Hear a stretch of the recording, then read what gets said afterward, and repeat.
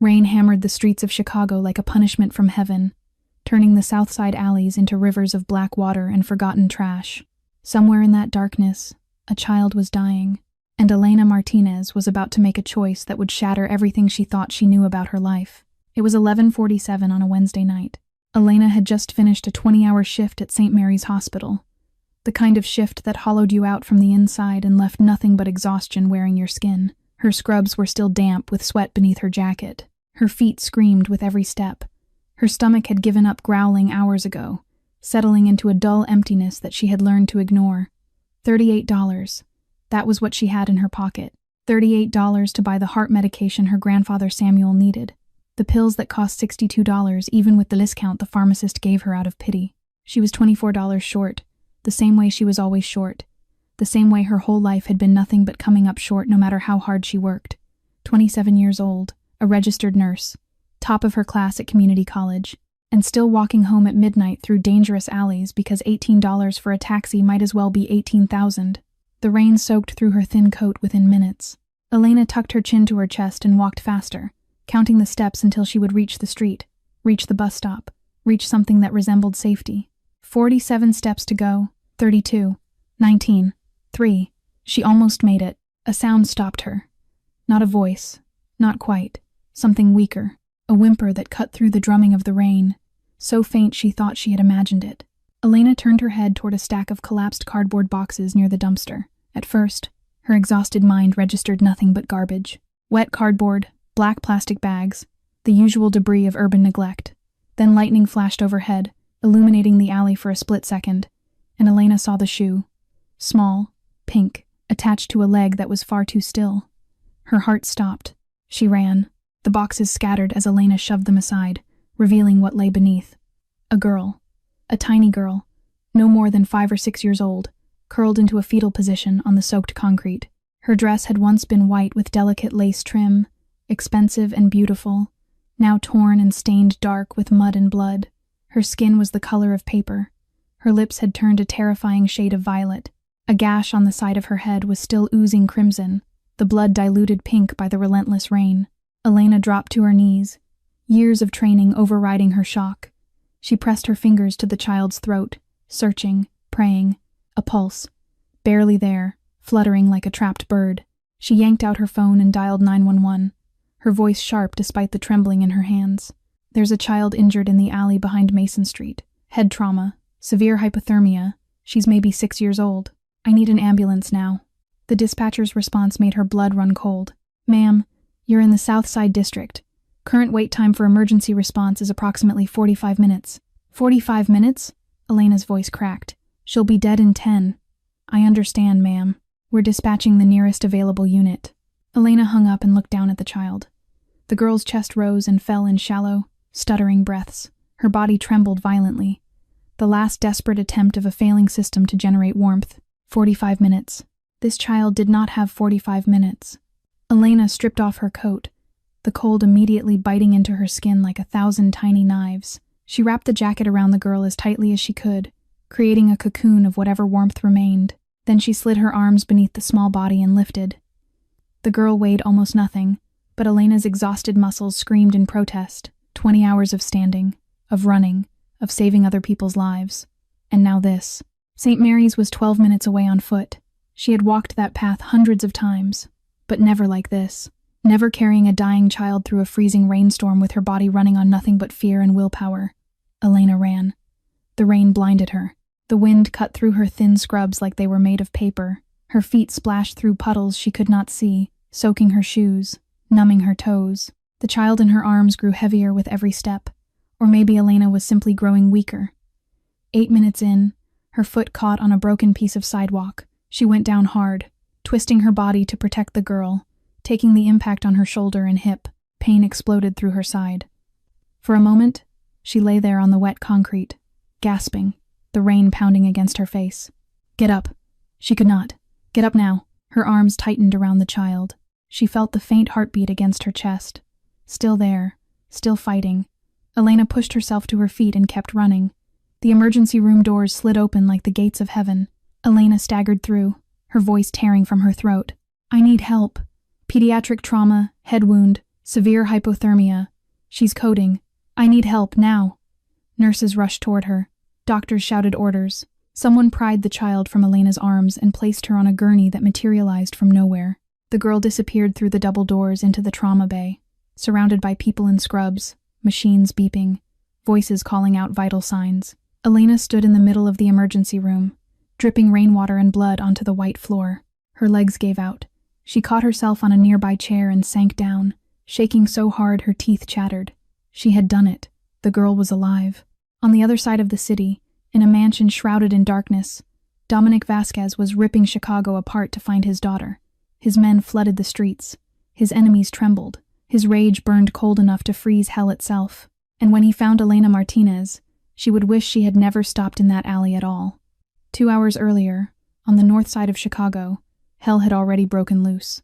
The Vasquez mansion stood like a fortress at the end of a private road, surrounded by iron gates and armed guards who answered to only one man. Inside that mansion, in a study lined with leather-bound books and shadows, Dominic Vasquez was learning what true fear felt like. He stood 6'3", built like a man who had spent his youth fighting for survival, and his adulthood commanding others to fight for him.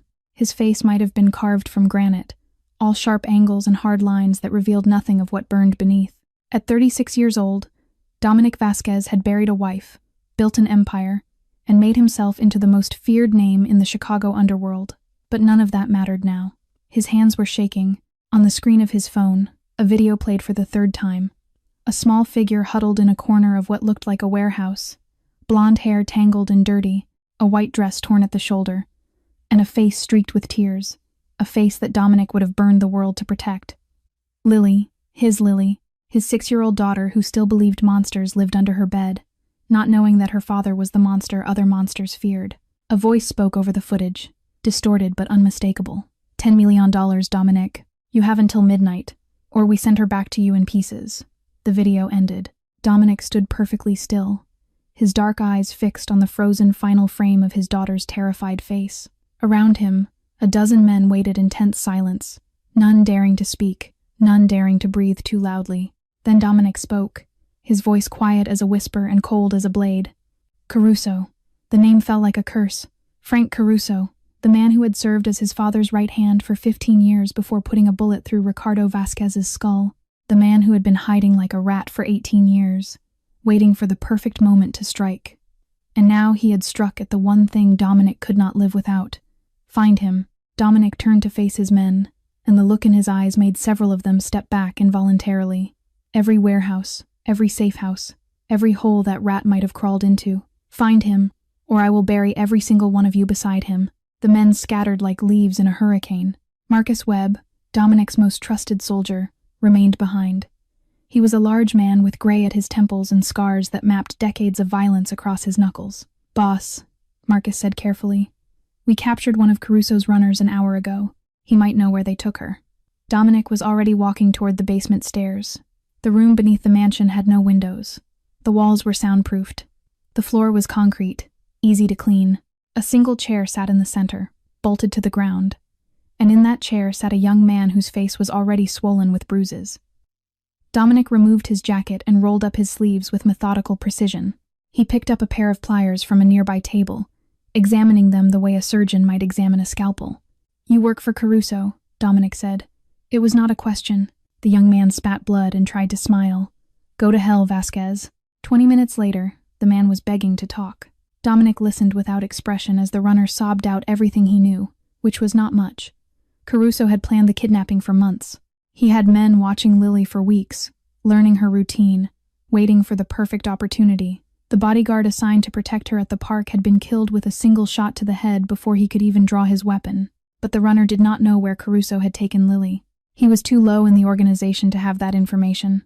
Dominic put a bullet between his eyes anyway. He climbed the stairs back to his study, blood drying on his hands, his mind calculating 100 different scenarios of how this night might end. In every scenario, Caruso died screaming.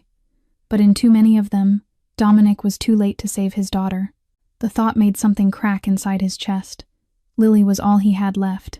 When Grace died giving birth to her 6 years ago, Dominic had held that tiny, wailing infant in his arms and made a promise. He would protect her. He would keep her safe from the ugliness of his world. He would give her the childhood he never had, and now she was out there somewhere, cold and scared and waiting for her father to save her. His phone rang. "Marcus, boss." Marcus's voice was tight with urgency. "We found her. She's at St. Mary's Hospital on the south side. A nurse brought her in 20 minutes ago. Head trauma, hypothermia, but she's alive. She's in surgery now." Dominic closed his eyes. For one brief moment, the ice around his heart cracked, and something that might have been relief flooded through him. "Get the car. Take me there. Now."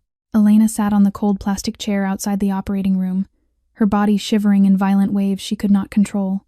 Her scrubs clung to her skin like wet paper. Her hands, resting on her knees, were still stained with the little girl's blood, the red mixing with rainwater and drying into rust-colored streaks across her fingers. She had been sitting there for 43 minutes, watching the clock, counting the seconds, praying to a God she was not sure she believed in anymore. A nurse she knew from the pediatric ward had handed her a blanket at some point. Elena did not remember taking it. She did not remember anything clearly after the doors had swung shut behind the gurney, separating her from the child she had carried through the storm. The consent form sat beside her on the empty chair, already signed.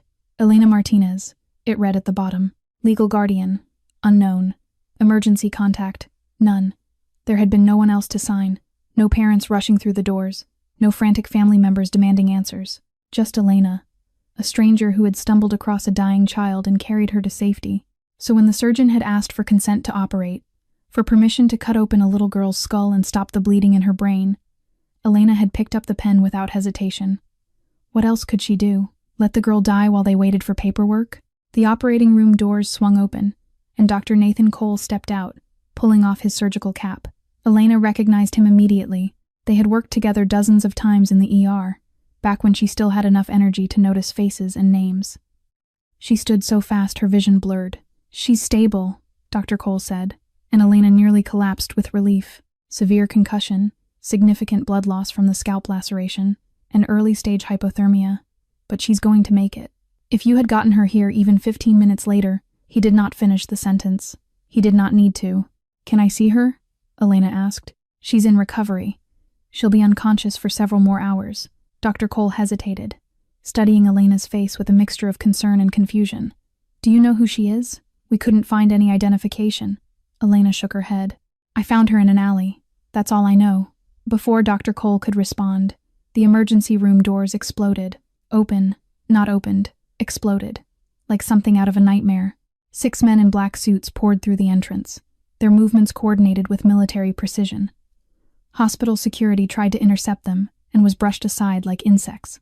Nurses and patients scattered, pressing themselves against walls, the air suddenly thick with the kind of fear that preceded violence. And then he walked in. Dominic Vasquez did not enter a room. He consumed it. He stood taller than any of the men surrounding him, his black coat slick with rain, his dark hair pushed back from a face that looked like it had been sculpted from shadow and rage. His eyes swept the emergency room with the cold calculation of a predator assessing prey. Those eyes landed on Elena.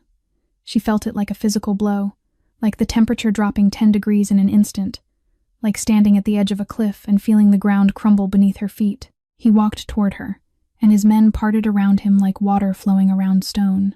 Each step was deliberate, controlled, radiating a kind of power that made Elena's survival instincts scream at her to run. She did not run. "You." His voice was low, rough, carrying the weight of barely restrained fury. He stopped 3 feet away from her, close enough that she had to tilt her head back to meet his gaze. "You are the one who brought her in." It was not a question. Elena's throat was dry. Her heart pounded against her ribs. But she had spent years working in emergency rooms, facing grieving families and violent patients and death itself. She had learned long ago that fear was just another feeling, and feelings could be pushed aside when lives were on the line. "Yes," she said, her voice steadier than she expected. "I found her in the alley behind Mason Street. Found her." Dominic's jaw tightened, the muscle twitching beneath his stubbled cheek. "And you just happened to be walking through that alley at midnight, in the rain, in the exact spot where my daughter was left to die." His daughter. The pieces clicked into place in Elena's exhausted mind, forming a picture she did not want to see. "I work here," she said. "I was walking home after my shift. I heard her crying. Convenient. It's the truth." Dominic leaned closer, and Elena caught the scent of rain and smoke and something darker, something that smelled like violence. His eyes bore into hers with an intensity that made her feel like he was peeling back her skin and examining everything hidden beneath. "People lie to me all the time," he said softly. "They lie, and they beg, and they make excuses, and I always find out the truth eventually. So I'm going to ask you one more time. Who sent you? Who do you work for?"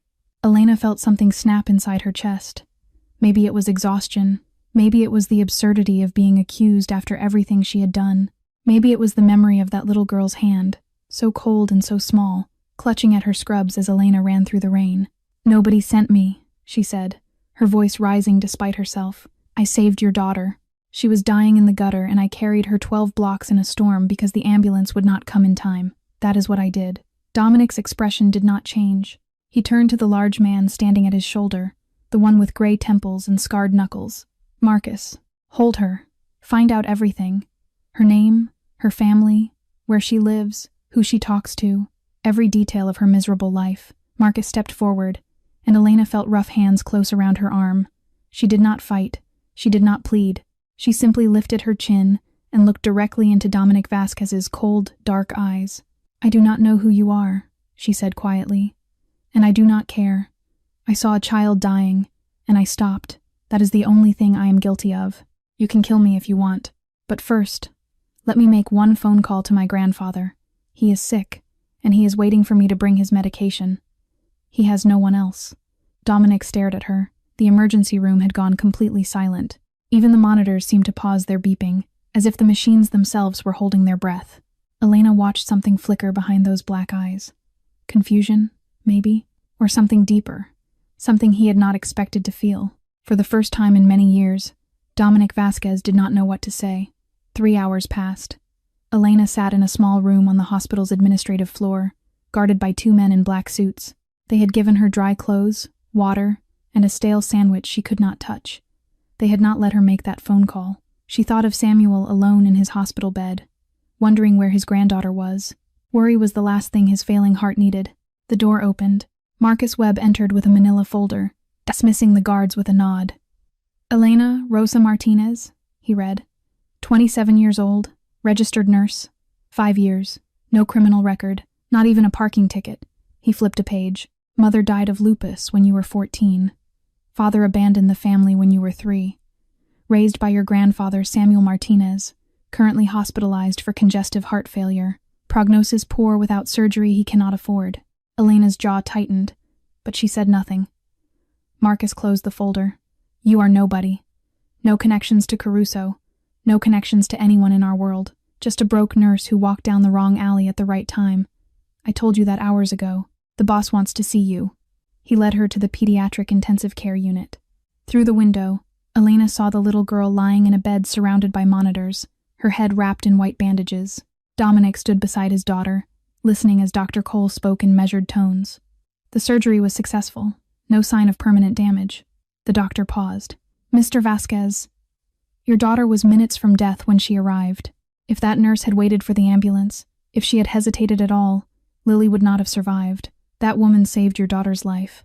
Elena watched something crack in Dominic's posture, a slight slump of the shoulders. For one moment, the mask slipped, revealing a father who had almost lost everything. Then he turned and walked out, stopping in front of Elena. "You are free to go," he said, "but I want you to stay, here, to care for my daughter until she recovers." Elena looked through the window at the sleeping child, then back at Dominic. "No." His head snapped toward her. "What? I have my own grandfather to care for. He is sick and alone. I do not have time for your Mafia problems. I did my part. Your daughter is alive." She turned and walked away. For 3 seconds, Dominic stood frozen. No one had told him no in 18 years. His long strides caught up to her easily. "Wait." Elena turned. "What now?" "I will pay for your grandfather's medical bills. All of them. Surgery, medications, everything. I will pay you 10 times your salary. Just stay and care for Lily until she is well." Elena searched his face for the trap. "Why? You can hire any specialist in the country. Why me?" Dominic opened his mouth, but the words would not come. He could not explain why he needed this stranger, this woman who had not walked away when anyone else would have. "Your grandfather's surgery happens tomorrow," he said finally. "The best cardiac surgeon in Chicago." Elena thought of Samuel with his failing heart. She thought of her mother dying because they could not afford treatment. She thought of $38 and a debt that never stopped growing. "If I do this," she said slowly, "I make my own decisions about Lily's care. You do not interfere, and when she is well, I walk away. No strings." Dominic nodded. Agreed. Elena took a deep breath. "Then we have a deal." The next 48 hours blurred together like watercolors in the rain. Samuel's surgery happened exactly as Dominic promised. The best cardiac surgeon in Chicago, a private room, nurses who actually answered when you called. Elena sat beside her grandfather's bed and held his weathered hand as they wheeled him into the operating room. And for the first time in years, she did not have to worry about how she would pay for it. The surgery was a success. Samuel would live. That was when Elena understood the true weight of the deal she had made. 3 days later, a black car arrived to take her to the Vasquez mansion. Elena climbed into the back seat with a single bag containing everything she owned, which was not much. A few changes of clothes, a photograph of her mother, the rosary Samuel had given her when she graduated nursing school. The mansion rose from behind iron gates like something out of a dark fairy tale, 3 stories of stone and shadow, surrounded by manicured gardens and guards who watched everything with cold, professional eyes. Elena counted at least 8 men patrolling the grounds before the car even reached the front door. This was not a home. This was a fortress. Marcus met her at the entrance, his scarred face revealing nothing. "Your room is on the 2nd floor, next to Lily's. The boss has given orders that you have full access to the house and grounds." He paused, studying her with those unreadable eyes. "You saved her life. Whatever else happens, I will not forget that." It was the closest thing to warmth she had received since entering this world. Lily had been moved from the hospital that morning.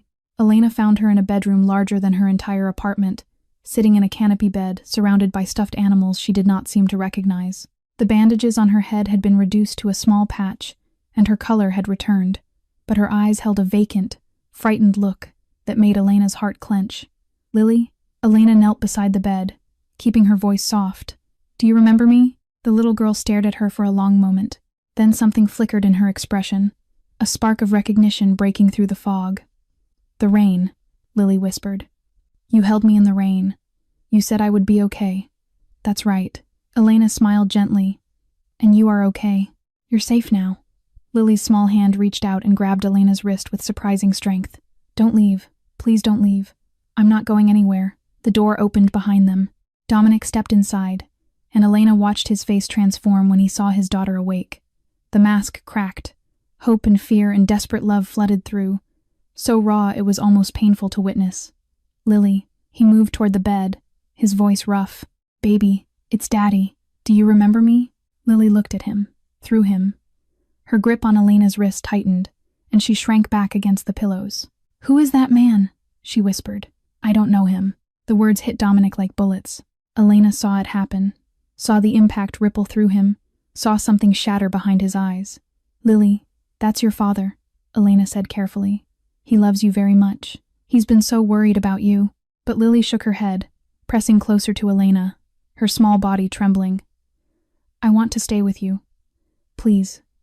Don't let him take me." Dominic stood frozen in the middle of the room, his hands hanging at his sides, his face carved from stone. But his eyes told a different story. In his eyes, Elena saw a man watching his whole world slip through his fingers. "It's the trauma," Elena said quietly, meeting his gaze. "Temporary memory loss. It happens sometimes with head injuries. She needs time." Dominic nodded once, stiffly. Without another word, he turned and walked out of the room, closing the door behind him with exaggerated care. Elena held Lily until the trembling stopped, stroking her hair, murmuring reassurances. Eventually, the little girl's eyes grew heavy. "Will you sing to me?" Lily asked sleepily. "My head hurts." Elena hesitated. Then she began to sing, softly. A lullaby in Spanish that her mother used to sing on nights when the world felt too big and too frightening. The melody rose and fell like gentle waves, carrying memories of warmth and safety, and a love that death could not erase. Lily's eyes fluttered closed. Her breathing deepened. A small smile curved her lips, the first smile anyone had seen since the night she was taken. Outside the door, hidden in the shadows of the hallway, Dominic Vasquez stood perfectly still. He listened to the stranger's voice drifting through the wood, watched through the crack in the door as his daughter smiled in her sleep. For 6 years, since Grace died, he had never been able to give Lily that kind of peace. And now this woman, This nobody with $38 in her pocket had done it without even trying. Dominic turned and walked away, something unfamiliar twisting in his chest. He did not know what to call it. He was not sure he wanted to find out. 5 days passed. Lily began to heal. The little girl followed Elena everywhere like a shadow, clutching her hand during meals, curling up beside her on the sofa, refusing to sleep unless Elena sat beside her bed. The memory loss persisted, fragments returning slowly like pieces of a shattered mirror. But her father remained a stranger she watched with wary, uncertain eyes. Elena did what she could. She read stories, played games, braided Lily's hair, the way she had seen mothers do in parks she could never afford to visit. She pretended not to notice Dominic watching from doorways, his face carved from stone, his eyes betraying everything his expression tried to hide. One afternoon, they sat together in the garden, Lily drawing pictures with crayons while Elena watched the clouds drift overhead. The autumn sun was warm, the air crisp with the smell of dying leaves. For a moment, it almost felt peaceful. "Ellie?" Lily's voice broke the silence. She had started calling Elena that 3 days ago, and the nickname had stuck. "Do you have a mommy?" The question hit Elena like a fist to the chest. She went very still, her breath catching, her mind suddenly somewhere else entirely, somewhere 13 years away, in a hospital room that smelled like antiseptic and despair. She was 14 again, standing outside the emergency room doors, pressing her face against the small window, watching her mother die. Rosa Martinez had been sick for months, the lupus eating away at her body while the bills ate away at everything else. They had no insurance, no savings, no family except Samuel, who had already mortgaged his house twice trying to keep his daughter alive. The hospital had done what they could, which was not much. Painkillers, palliative care, comfortable words that meant nothing when you were watching someone you loved fade away. Elena remembered the last night, remembered sneaking into the room after visiting hours, climbing into the bed beside her mother, feeling those thin arms wrap around her one final time. "My beautiful girl," Rosa had whispered, her voice barely audible. "Promise me something. Anything, Mama. Become a doctor. Save the people I couldn't save. Don't let anyone die the way I'm dying." Rosa's hand had touched Elena's face, wiping away tears with fingers that trembled like leaves. "Promise me. I promise." But promises made at 14 were hard to keep. Medical school cost hundreds of thousands of dollars. Elena had worked her way through community college, earned her nursing degree, and told herself it was close enough. She saved lives every day. Not as a doctor, but as a nurse. It had to count for something. It never felt like enough. "Ellie?" Lily's small voice pulled her back to the present. "Are you okay? You look sad." Elena blinked, realizing her cheeks were wet. She wiped her eyes quickly and forced a smile. "I'm fine, sweetheart." She pulled Lily into her lap, holding her close. "My mommy went away a long time ago, to a place very far from here. Like heaven?" "Yes, like heaven." Lily was quiet for a moment, her small fingers playing with the sleeve of Elena's sweater. "Do you miss her?" "Every single day." "I don't remember my mommy," Lily said softly. "Daddy says she went to heaven when I was a baby. Do you think she's watching me, like from the clouds?" Elena pressed a kiss to the top of Lily's head, breathing in the scent of strawberry shampoo and innocence. "I think she's watching you all the time. And I think she's very proud of how brave you are." Neither of them noticed Dominic standing in the doorway. He had come to check on Lily, the way he did a dozen times each day, hoping this would be the moment she remembered him. Instead, he had found himself frozen in place, listening to a conversation that cracked something open inside his chest. Elena's voice, thick with old grief, talking about a mother who had died because hospitals only saved people who could pay. He thought of the file Marcus had given him, the bare facts of Elena Martinez's life, laid out in black and white like a coroner's report. He had read it, processed it, filed it away as irrelevant. Now it did not feel irrelevant at all. He withdrew silently and walked to his study, closing the door behind him. The file sat on his desk where he had left it. He opened it again, flipping past the employment records and financial statements until he found what he was looking for. A photograph. Rosa Martinez, age 32, smiling at the camera with eyes that looked exactly like her daughter's. The same dark hair, the same stubborn jaw, the same quiet strength hiding beneath a gentle face. Dominic stared at the photograph for a long time. Then he picked up his phone and called Marcus. "I need you to find out something," he said, his voice flat. "The hospital that refused to treat Elena's mother 13 years ago. Find out which one. Find out who made the decision, and find out why." Marcus paused on the other end of the line. "Boss, why does that matter?" Dominic looked at the photograph again. at the woman who had raised a daughter brave enough to carry a dying child through a storm. "Just do it," he said, and hung up. A week passed. Lily's memories returned like morning fog lifting slowly from a lake. She remembered her bedroom first, then her favorite stuffed rabbit, then the park where she had been playing before everything went dark. And finally, on a quiet Tuesday evening, she looked up at Dominic during dinner and said the word he had been waiting to hear. "Daddy?" Dominic's fork clattered against his plate. Elena watched his face transform, the mask cracking, raw hope flooding through like light through broken glass. "Yes, baby." His voice was rough. "It's me. It's Daddy." Lily smiled, small and uncertain, but real. Then she reached out her other hand to Elena. "Can Ellie stay with us? Forever?" The question hung in the air like smoke. Dominic's eyes met Elena's across the table, and something passed between them that neither could name. "We'll see," he said finally. "Eat your vegetables." That night, Elena could not sleep. The mansion was too quiet, too large, filled with shadows that seemed to breathe. She lay in her bed staring at the ceiling, thinking about the deal she had made, the world she had entered, the man whose roof she now lived under. At 2 a.m, she gave up. She slipped out of bed, pulled on a robe, and padded downstairs to find water. The kitchen was dark. She filled a glass at the sink, drank it slowly, and was about to return to her room when she heard it. A scream. Muffled, distant, but unmistakable. Elena froze. The sound came again, weaker this time, followed by a voice she recognized. Dominic's voice, cold and flat, asking questions she could not quite make out. She should have gone back to bed. She should have covered her ears and pretended she heard nothing, but something pulled her forward, down a hallway she had never explored, toward a door she had never noticed. The door was slightly ajar. Light spilled through the crack, yellow and harsh against the darkness. Elena looked through. The basement was bare concrete, lit by a single hanging bulb. A man sat tied to a chair, his face swollen and bloody, his shirt torn. Dominic stood before him, his sleeves rolled up, his hands stained red. "I'll ask you one more time," Dominic said, his voice terrifyingly calm. "Where is Caruso hiding?" The man spat blood and laughed, a broken, desperate sound. "Go to hell, Vasquez." Dominic picked up something from a table Elena could not see. Metal glinted in the light. She turned and ran. Her bare feet slapped against the marble floors as she fled back to her room, her heart pounding so hard she thought it might burst. She locked the door, pressed her back against it, and sank to the floor, shaking. This was who he was, behind the expensive suits and the quiet moments with his daughter. This was the truth. A man who tortured people in basements, a monster wearing human skin. She had to leave. Tomorrow morning, first light, she would take her things and go. Samuel was recovering. She had enough money saved from the salary Dominic had paid her. She could disappear, find a new job, pretend none of this had ever happened. She did not sleep. At dawn, a sound cut through the silence. A cry, high and terrified, coming from Lily's room.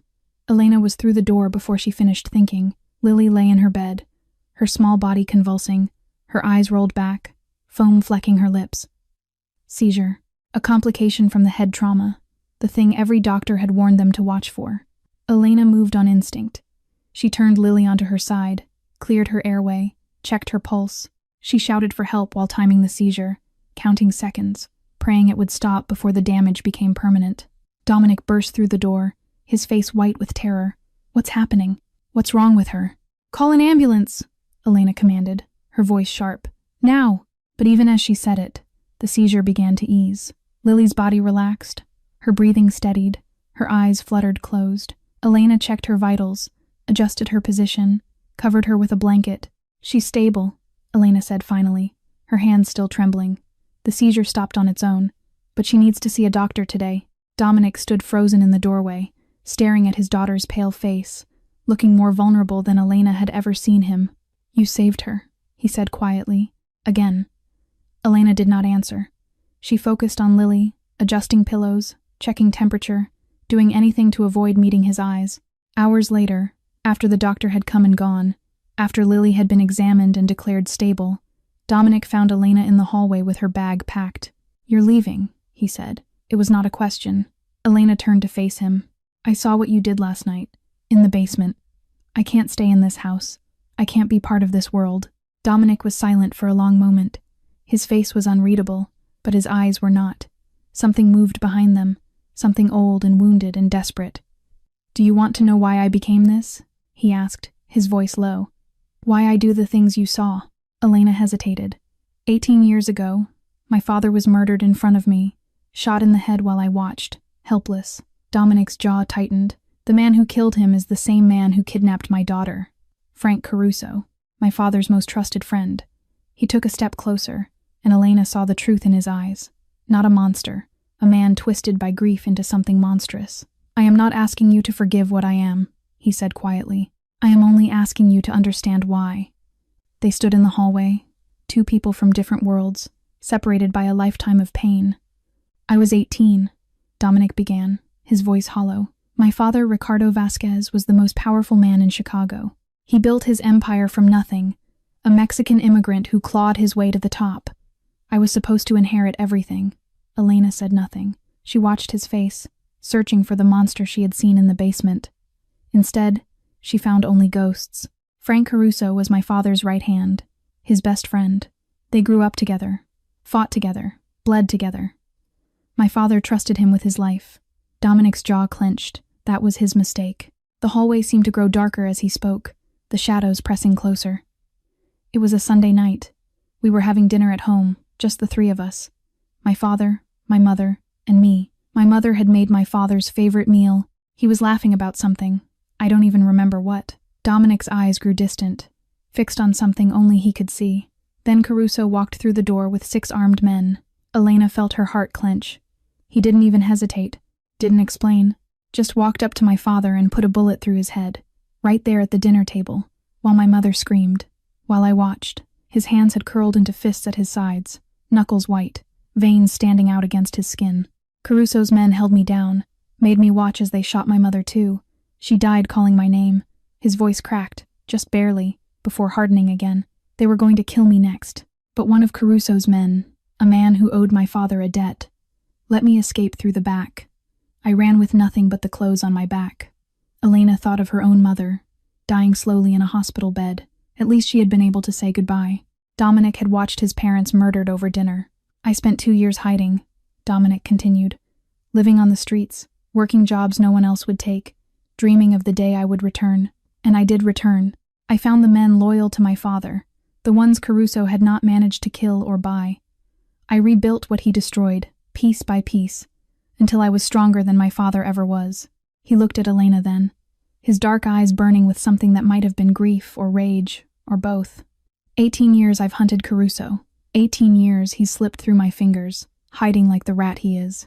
And now he took my daughter. The only thing I have left of Grace. The only thing keeping me human. The name hit Elena unexpectedly.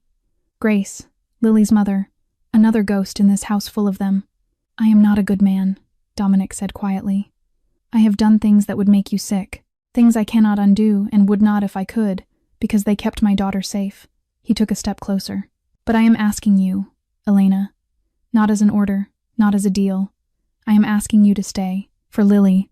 Elena looked down the hall toward Lily's room, where the little girl slept peacefully, unaware of the darkness surrounding her. "She feels safe with you," Dominic continued. "I see it, the way she smiles when you're near, the way she sleeps through the night when you sing to her. I cannot give her that. I have tried for 6 years, and I cannot." His voice dropped to barely a whisper. "You are the only one who can." Elena turned back to face him. She saw the blood he had spilled, the violence he carried like a second skin. But she also saw the father who would burn the world to protect his child, the man who stood outside doorways listening to lullabies, desperate for something he could not name. "If I stay," she said slowly, "I have one condition. Name it. Never let me see that side of you again. Whatever you do in basements, whatever war you're fighting, keep it away from me. I'll care for Lily. I'll protect her with my life. But I won't be part of the darkness." Dominic nodded. "You have my word." Elena studied his face, searching for deception. She found none, only exhaustion, and something that looked almost like gratitude. "Then I'll stay." She picked up her bag and walked back toward her room, leaving Dominic alone in the hallway. He watched her go, relief and something else flooding through his chest. He had meant every word of his promise, but as he stood there in the silence, he knew the truth. Caruso was still out there, still hunting, still waiting for the perfect moment to strike again. And when that moment came, Dominic would do whatever it took to protect his daughter, break any promise, cross any line, become any monster. If it came down to keeping his word to Elena or keeping Lily alive, there was no choice at all. He would choose his daughter, always. A month passed, and the Vasquez mansion began to feel like something it had never been before. A home. Lily recovered completely. The seizures did not return, the headaches faded, and the little girl who had nearly died in a rain-soaked alley bloomed like a flower finding sunlight. She laughed now, really laughed, the sound echoing through hallways that had known only silence for years. And wherever Lily went, Elena was never far behind. "Ellie, watch this." Lily held up a painting, watercolors smeared across the paper in what might have been a rainbow or might have been a dragon. "It's you and me and Daddy." Elena smiled, her heart swelling at the 3 stick figures holding hands beneath a bright yellow sun. "It's beautiful, sweetheart. We should hang it on the refrigerator. Can we? Can we really? Of course we can." They spent their days like that, filling the empty spaces of the mansion with color and noise and life. Elena taught Lily to draw, to mix colors, to see the world as something worth capturing on paper. She taught her to cook simple things, letting small hands knead dough and stir batter, laughing when flour ended up everywhere except the bowl. And she sang to her, every night, the same lullabies in Spanish that Rosa had once sung, the words carrying memories of a love that transcended death. Dominic watched from doorways, from corners, from the shadows he had always called home. He watched his daughter smile in ways she had not smiled since her mother died. He watched a stranger become family, one small moment at a time, and he began to change. It started with small things, coming home earlier than usual, putting away his phone during dinner, reading bedtime stories in a voice that grew softer each night. He learned to sit at the kitchen counter while Elena and Lily cooked, pretending to read the newspaper while secretly watching the two of them work together. He was falling. He knew it, and he could not bring himself to care. One afternoon, Elena took Lily to visit Samuel at the rehabilitation center. The old man had recovered remarkably well from his surgery. His color returned, his smile brighter than Elena had seen in years. Lily climbed onto his lap without hesitation, chattering about her paintings and her new room and the garden where butterflies lived in summer. Samuel listened with patient eyes, nodding at the right moments, laughing at her jokes.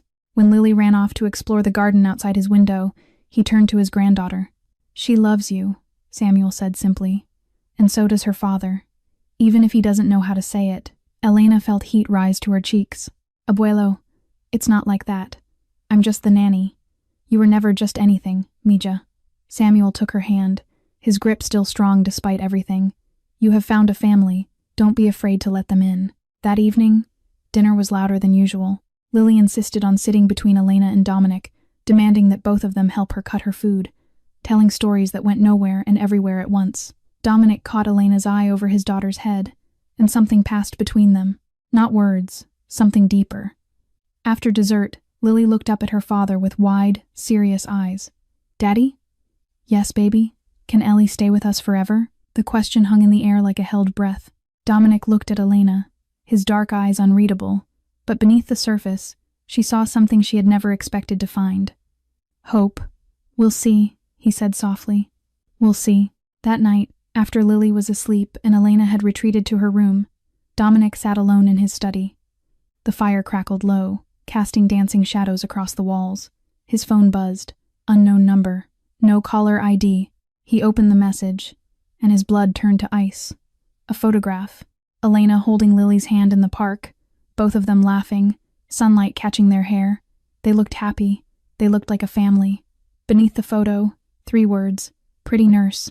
Would be a shame if she disappeared like the girl's mother." Dominic's hand tightened around the phone until he heard the screen crack. Caruso. Still watching. Still waiting. Still hunting. He had found Elena. And now she was a target. Something changed after that night. Elena noticed it in small ways at first. More guards patrolling the grounds. New locks on the doors. Cars with tinted windows following them whenever they left the mansion. And Marcus, always Marcus, trailing behind her like a silent shadow, his scarred hands never far from the gun beneath his jacket. "Why is Marcus following me everywhere?" Elena asked Dominic one morning, catching him before he left for whatever dark business occupied his days. "Protection." His voice was clipped, his eyes avoiding hers. "Standard precaution." "For a nanny?" Dominic's jaw tightened. "For someone who matters." He walked away before she could ask what that meant. Elena tried to ignore the growing unease. the feeling that storm clouds were gathering just beyond the horizon. She focused on Lily, on their routines, on the small moments of joy that had become her reason for staying. But some things could not be ignored. The nightmare started on a Tuesday. Elena woke to screaming, the sound cutting through the darkness like a blade. She was out of bed and running before her mind fully registered what was happening. Lily sat upright in her bed, eyes wide with terror, tears streaming down her face. "The bad men, they're coming. They're going to hurt me." Elena gathered the trembling child into her arms, rocking her gently. "Shh, sweetheart, you're safe. It was just a dream." "It wasn't a dream," Lily sobbed. "I remember now. I remember the car and the dark room and the man with the scary voice. He said he was going to hurt Daddy," he said. The door burst open.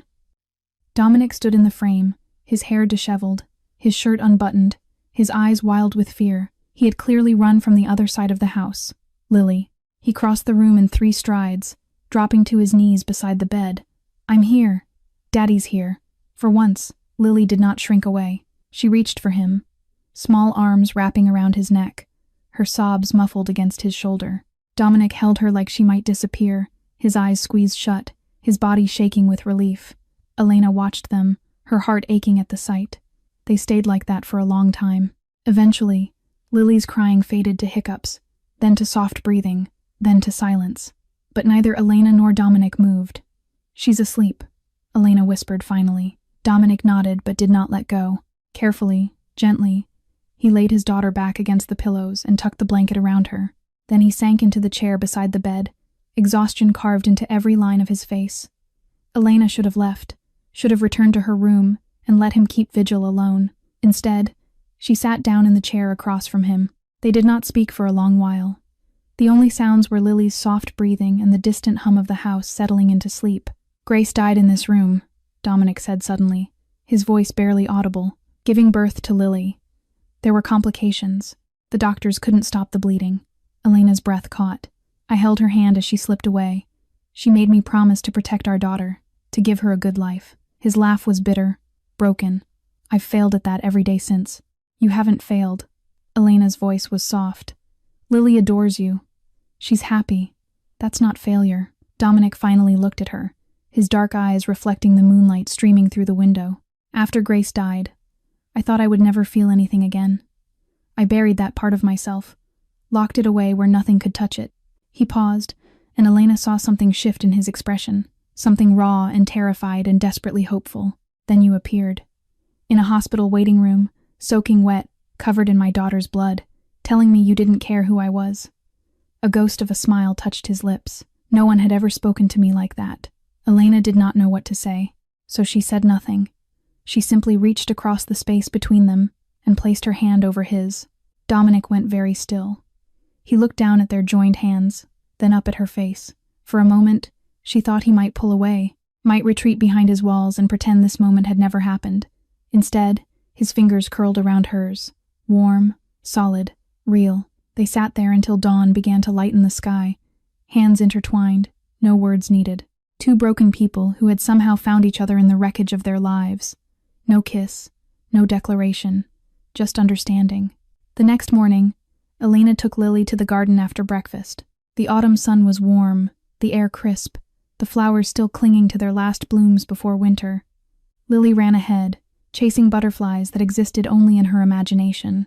Elena watched her with a smile, her heart fuller than it had been in years. She did not see the figure on the rooftop of the building across the street. She did not see the rifle scope catching the light. She did not see Marcus's head snap up, his eyes widening with horror. She only heard him scream her name. And then everything exploded into chaos. "Elena, down!" Marcus's voice tore through the peaceful morning like thunder. Elena barely had time to turn before a wall of muscle slammed into her, driving her to the ground. The gunshot cracked a split second later. She felt Marcus jerk above her, heard his grunt of pain, felt something warm and wet spray across her face.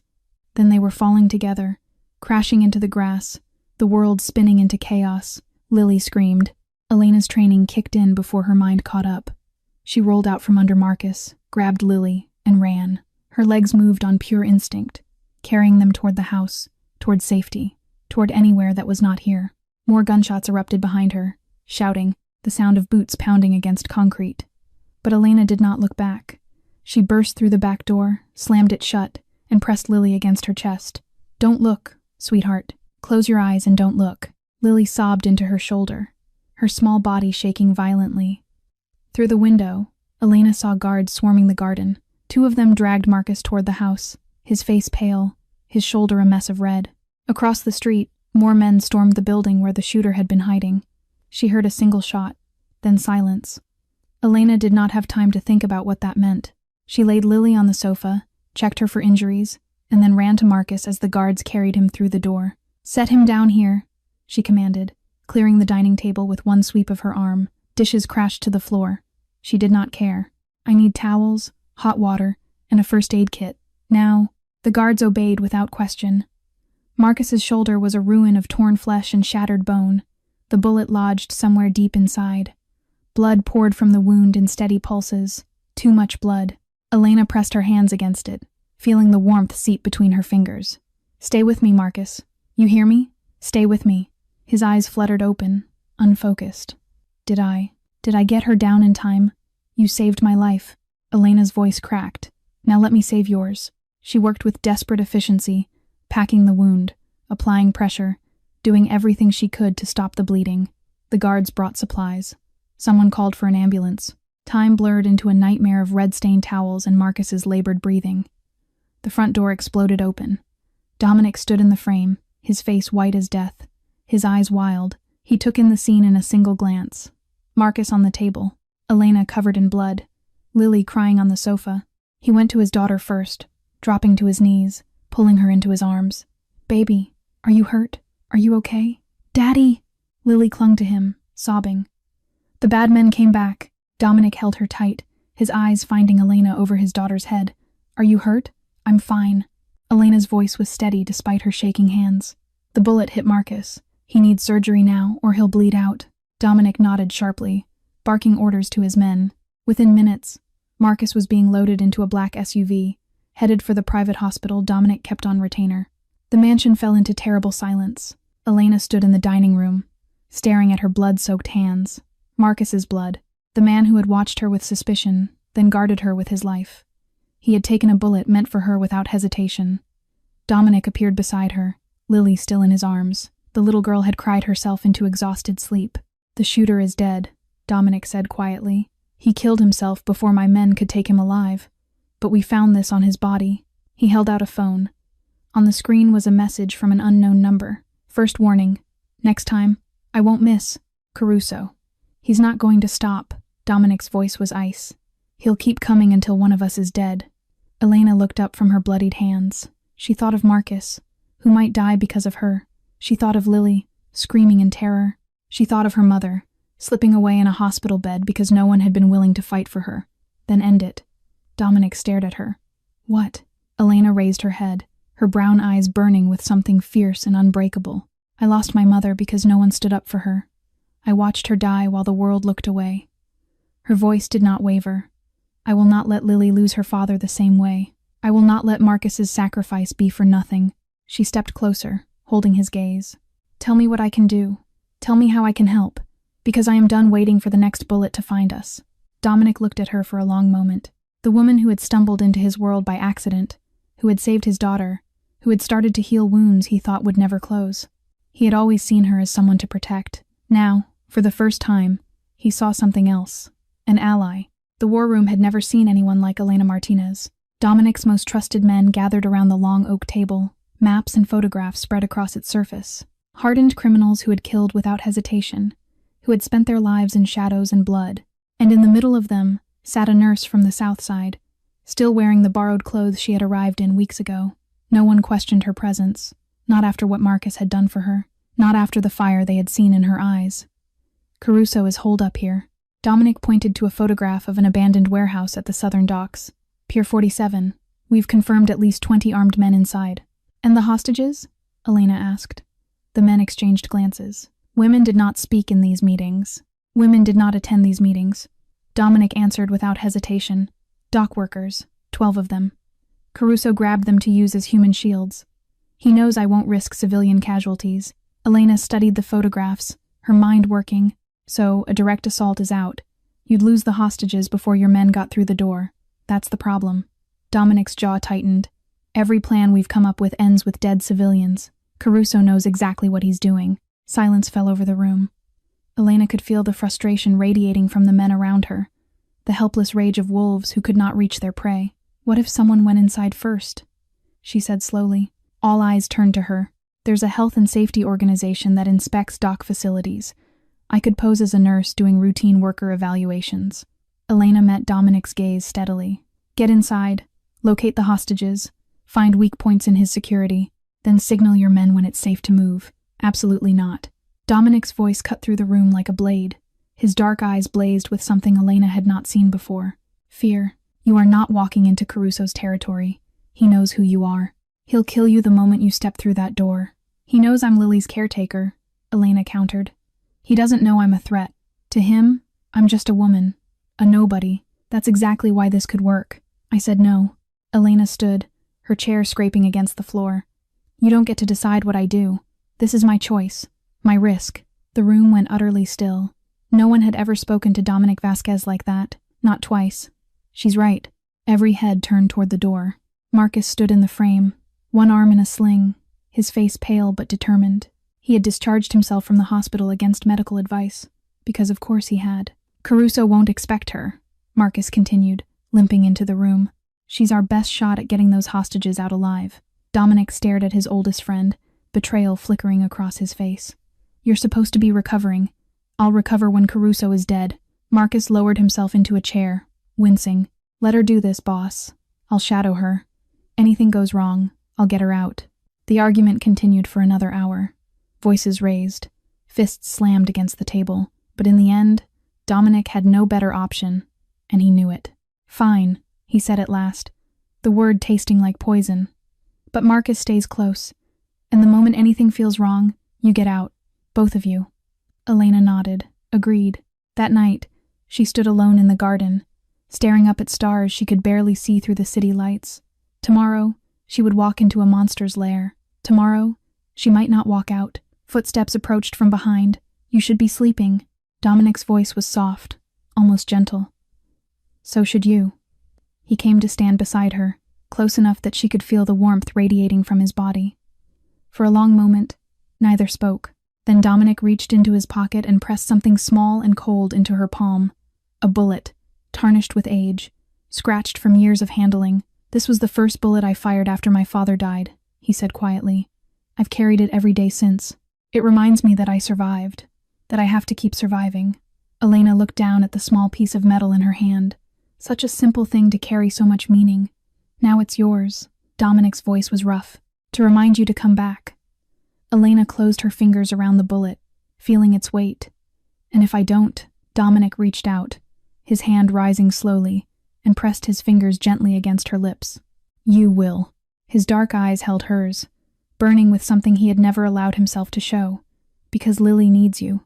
He paused, and she watched him struggle with words that did not come easily. And because I need you, the confession hung between them, fragile and precious. Elena felt tears prick her eyes, felt something crack open in her chest that she had kept locked away for years. She did not trust herself to speak. Instead, she leaned forward and rested her forehead against his chest, feeling his arms wrap around her, holding her like she might disappear. Tomorrow, she would face a killer. Tonight, she let herself be held. The van from the Chicago Workers' Health Initiative pulled up to Pier 47 at exactly 9 in the morning. Elena stepped out wearing scrubs, a name badge that said Maria Santos, and the calm expression of someone who had done this 100 times before. Her heart was pounding so hard she was certain everyone could hear it. The warehouse loomed against the gray sky, rusted metal and shattered windows, the kind of place where people disappeared and no one asked questions. Armed men watched from every corner, their eyes following Elena as she approached the entrance with her medical bag. I'm here for the worker health evaluations, she told the guard at the door, holding up her clipboard. Mandatory inspection. We called ahead. The guard frowned, speaking into a radio. A moment later, he nodded and stepped aside. Elena walked into the monster's den. The interior was vast and cold, filled with shipping containers and shadows. She counted guards as she moved, 14 visible, probably more hidden. The hostages were in the far corner, huddled together on the concrete floor, their faces gaunt with fear. Miss Santos, I presume. The voice came from behind her. Soft, pleasant, utterly terrifying. Elena turned. Frank Caruso looked nothing like the monster she had imagined. He was in his 50s, silver-haired, dressed in an expensive suit that seemed out of place in the decrepit warehouse. His face was almost grandfatherly, with deep smile lines around his mouth, but his eyes were the color of frozen steel, empty of anything resembling humanity. Mr. Caruso, Elena kept her voice steady. Thank you for allowing the inspection. It won't take long. Of course, of course. Caruso gestured expansively. We care about our workers' well-being. Please, take your time. He watched her as she moved among the hostages, checking pulses and blood pressure, asking questions about their health. The workers were terrified, their eyes begging her for help she could not yet give. Elena memorized their faces, their positions, the routes to the exits. 3 guards near the main door, 2 by the hostages, 4 patrolling the perimeter. She marked each position in her mind like points on a map. You're very thorough, Caruso observed, appearing beside her. Most inspectors rush through these things. I take my work seriously. I can see that. His smile did not reach his eyes. Tell me, Miss Santos, where did you train? You seem familiar somehow. Elena's blood turned to ice, but her hands did not shake. Community college. Nothing special. Caruso circled her slowly, like a shark testing the water. You know, I've been in this business a long time. 40 years. And in all that time, I've learned to recognize 2 things.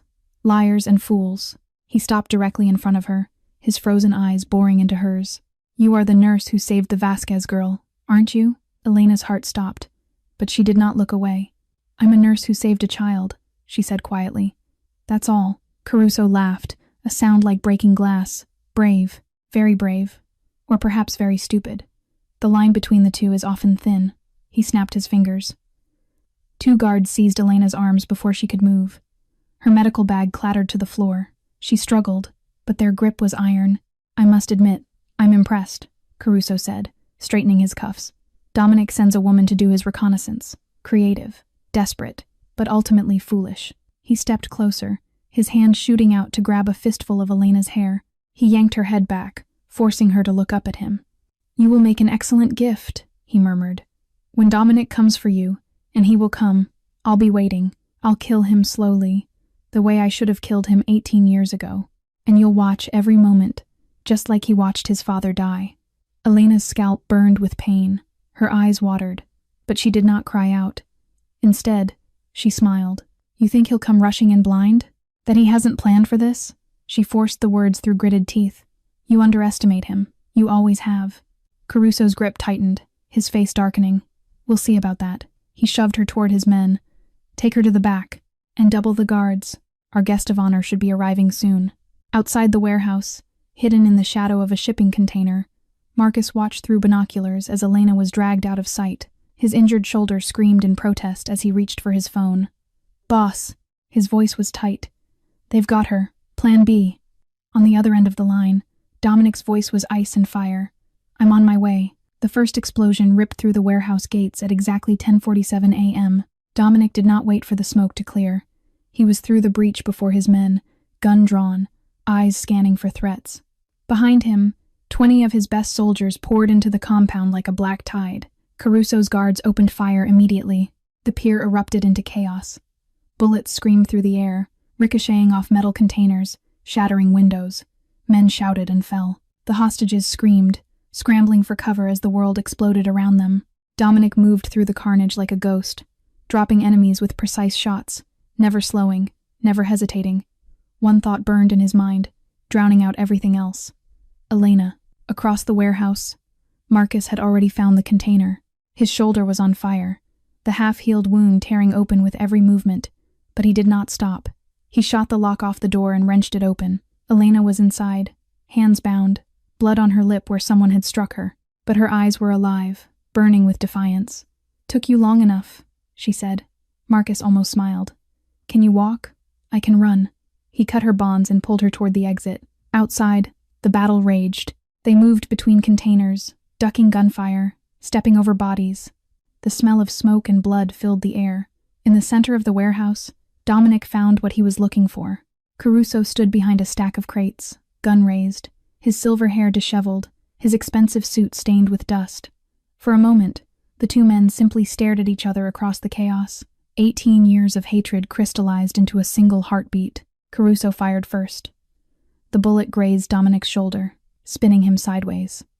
Pain exploded through his arm, but he stayed on his feet, returning fire. His shot went wide as Caruso ducked behind cover. "You should have stayed hidden, old man," Dominic shouted, advancing despite the wound.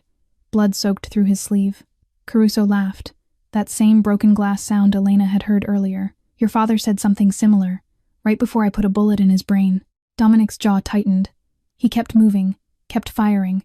"He died like a coward," Caruso taunted, circling through the maze of containers, begging for his life, begging for mercy.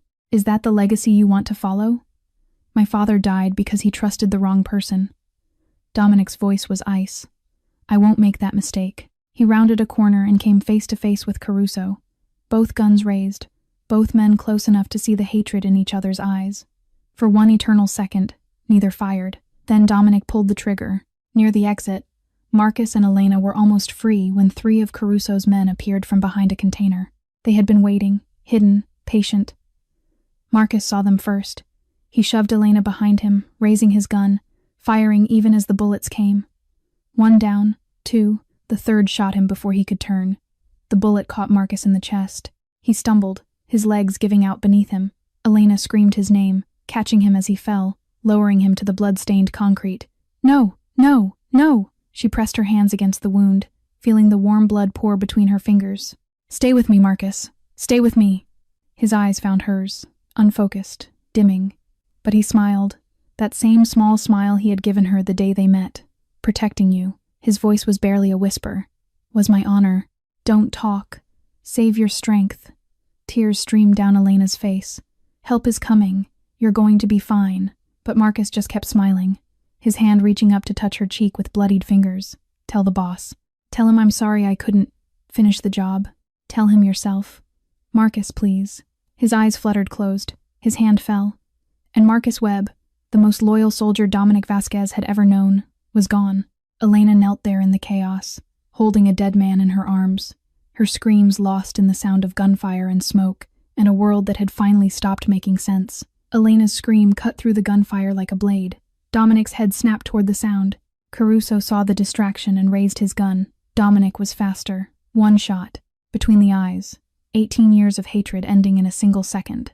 He did not watch Caruso fall. He was already running.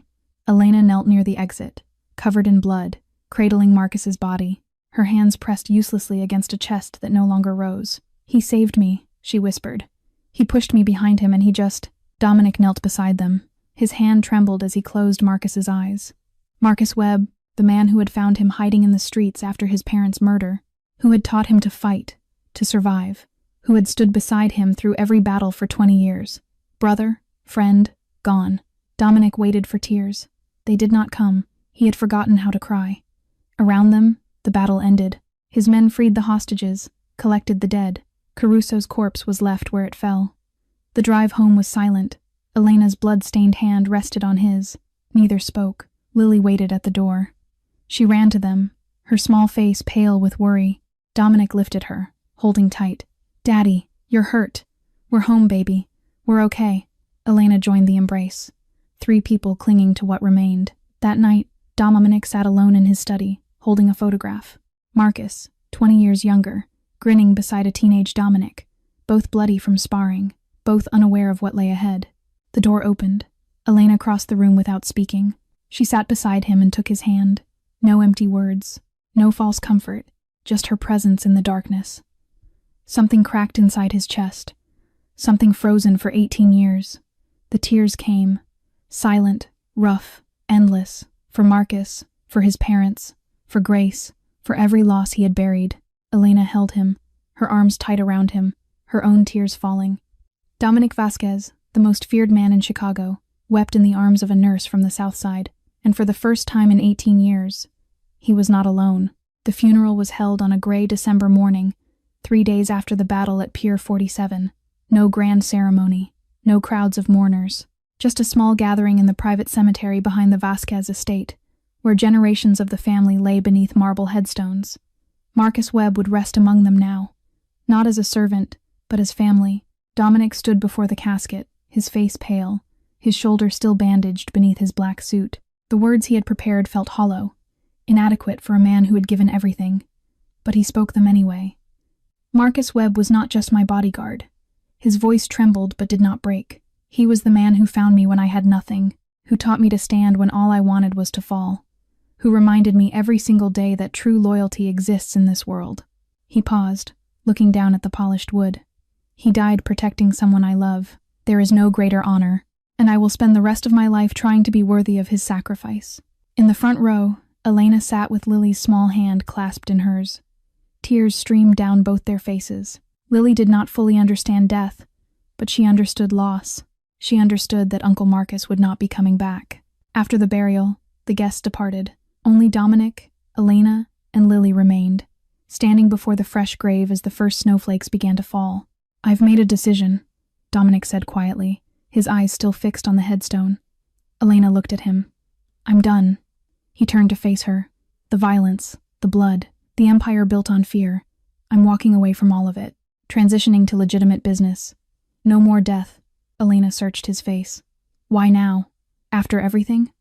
Dominic looked at Lily, who had wandered a few steps away to catch snowflakes on her tongue. "Because my daughter deserves a father she can be proud of. Because Marcus died so you could live, and I refuse to let that sacrifice mean nothing." His dark eyes found Elena's. "And because of you, you showed me there's another way, a better way." Elena felt her heart swell. "It won't be easy, changing everything you've built." "I know."